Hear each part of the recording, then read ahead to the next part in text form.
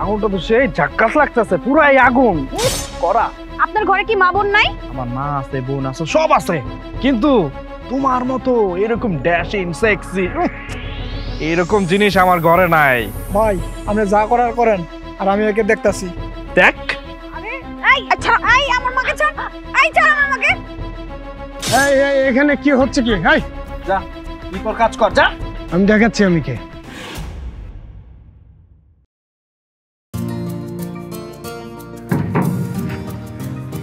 আসসালামু আলাইকুম ওয়া রাহমাতুল্লাহ। আম্মা। ওয়ালাইকুম আসসালাম। বাবা তুই চলে আসছিস? আম্মা, মসজিদ কমিটি ইমামদেরকে ছুটি দিতে চায় না। আমি খুব কষ্টে 3 দিনের ছুটি নিয়ে আসছি। মানে যখন বললাম যে আপনি অসুস্থ, তারপরে আমাকে ছুটি দিয়েছে। খুব ভালো করেছিস বাবা। আরে তুই আসছিস, আমি খুব খুশি হয়েছি। তুই তো আমাদের গর্ব। তা বাবা বাইরে দাঁড়িয়ে কেন? আয় ভিতরে আয়। যা।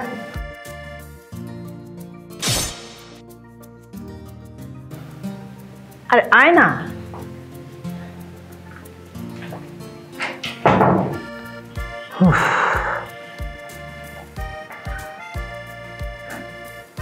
আম্মা, এটা কে?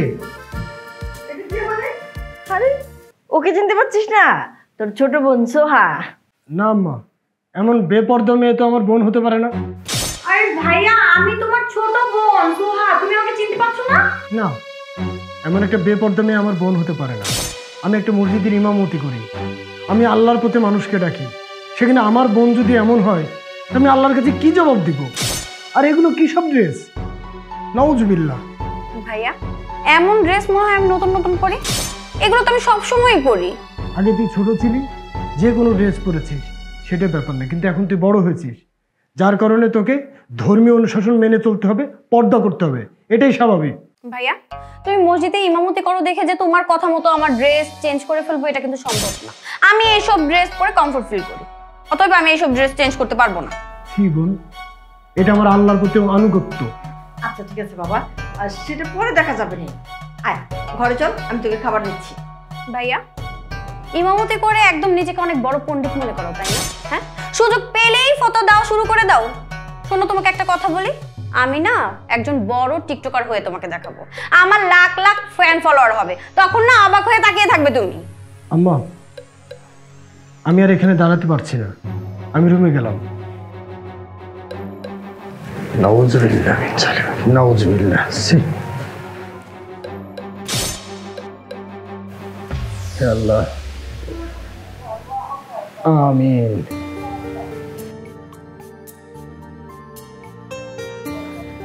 বাবা তোর নামাজ শেষ করেছিস? আসসালামু আলাইকুম আম্মা। ওয়ালাইকুম আসসালাম। আম্মা কি বাইরে যাচ্ছেন? হ্যাঁ, আমি একটু বাইরে যাচ্ছি, তুই বাসায় থাক। আম্মা, বলছিলাম কি, সোহা আপনার সঙ্গে যাচ্ছে? হ্যাঁ, সোহা তো যাচ্ছে।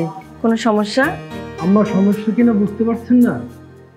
এমন খোলামেলা পোশাকে কোনো ভদ্র ঘরের মেয়ে কি সন্ধ্যার সময় বাইরে যায় বলেন? শোনো ভাইয়া, তুমি ইমাম হয়েছো দেখে নিজেকে কি মনে করো? হ্যাঁ, আমাকে কি তোমার এতই অভদ্র মনে হয়? আর আমি আসার পর থেকে তুমি ফটো দিয়েই যাচ্ছ। হ্যাঁ, সবাইকে কি তোমার মতো মনে করো? না, আমি সবাইকে আমার মতো ভাবি না, কিন্তু আমার পরিবারের সদস্য তারা যদি পর্দা না করে, আল্লাহর হুকুম না মানে, ইসলাম মতো না চলাফেরা করে, তাহলে আমি আল্লাহর কাছে কি জবাব দেব? ভাইয়া, তুমি না তোমার ভাবনা নিয়ে থাকো, তোমার ভাবনাগুলো আমাদের উপর চাপিয়ে দিতে আইসো না।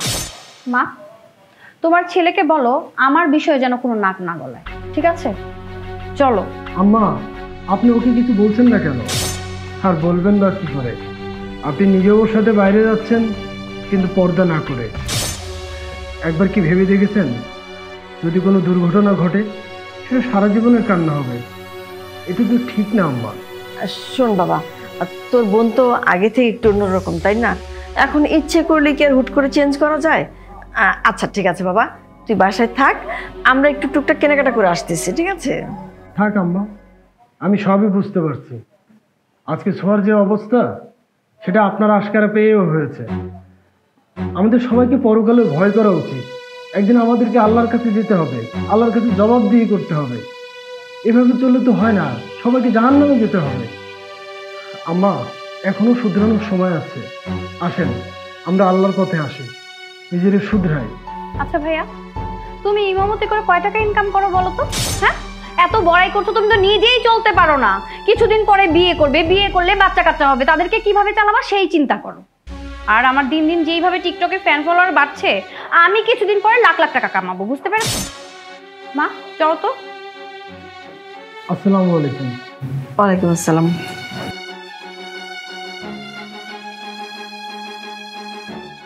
মা, এবার কিন্তু আমাকে অনেক কিছু কিনে দিতে হবে। আমি যা পছন্দ করে রেখেছি সব কিনে দিবা। কোনো চিন্তা করিস না, সব ঠিক। আগুনটা তো সেই ঝাক্কাস লাগতেছে, পুরাই আগুন করা। এক্সকিউজ মি, আপনি এসব কি বলছেন? হ্যাঁ, আপনার ঘরে কি মা বোন নাই? আছে তো, মাও আছে বোন আছে। কিরে আছে না? দেখছো আমার ছোট ভাই কইতেছে আছে।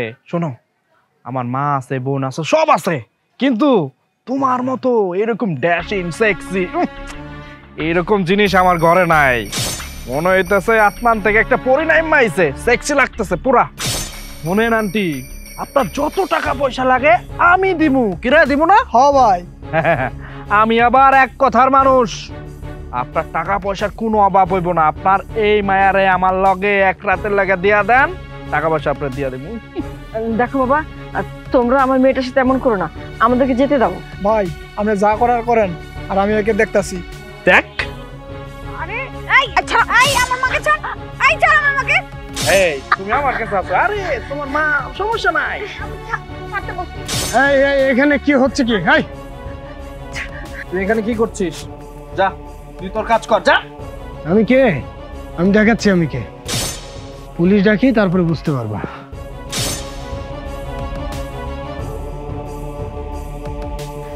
বাবারে, তুই সময় মতো না এলে কি যে অবস্থা হতো। তোর কারণে তোর বোনের ইজ্জতটা রক্ষা হলো। আম্মা, আপনার লাগেনি তো কোথাও? না বাবা, তেমন কিছু লাগেনি, শুধু হাতেই ধরেছিল।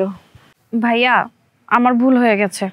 আজকে যদি তোমার কথা মতো আমি চলতাম, তাহলে এই পরিস্থিতিতে আমার পড়তে হতো না। সরি ভাইয়া, এখন থেকে তুমি যেভাবে বলবা সেভাবেই চলবো। হ বাবা, তুই ঠিকই বলছোস। এখন থেকে তোর বোন আর ব্যাপারটা চলবে না। তুই যেভাবে বলিস ও সেইভাবেই চলবে। দেখো আম্মা, তোমরা যখন বাইরে আসছো তখন আমি 2 রাকাত নফল নামাজ পড়ছি, আর আল্লাহর কাছে দোয়া করছি যে আল্লাহ, আমার মা বোনকে তুমি হেফাজত করো। আমি নামাজের পার্টি থেকে ওঠার পরে আমার কেন জানি মনে হলো তোমরা কোনো বিপদে পড়ছো, তাই আমি ঘর থেকে বের হয়ে আসলাম। দেখো মা, আল্লাহ কত মহান। আল্লাহ আমার ডাক শুনেছে, এ কারণে তো আল্লাহ আমার উছিলায় আমার বোনের ইজ্জত রক্ষা করেছে।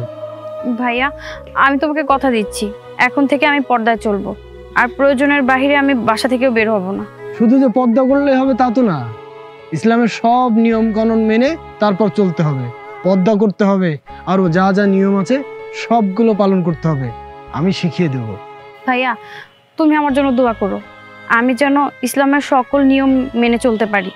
হ্যাঁ বোন, আমি আল্লাহর কাছে দোয়া করি আল্লাহ যেন তোর নেক আশা পূরণ করে।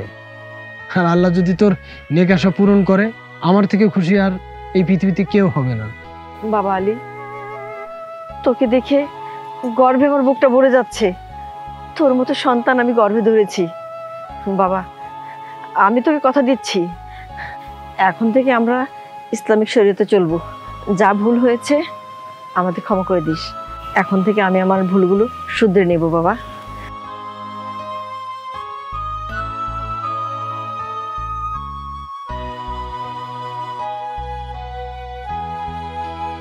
চলো। বন্ধুরা, আমাদের ভিডিওটি কেমন লেগেছে অবশ্যই কমেন্টে জানাবেন, আর ভিডিওটা লাইক, কমেন্টস এবং শেয়ার করে দিবেন। আর নিত্য নতুন ভিডিও পেতে আমাদের পেজটা অবশ্যই ফলো করে দিবেন।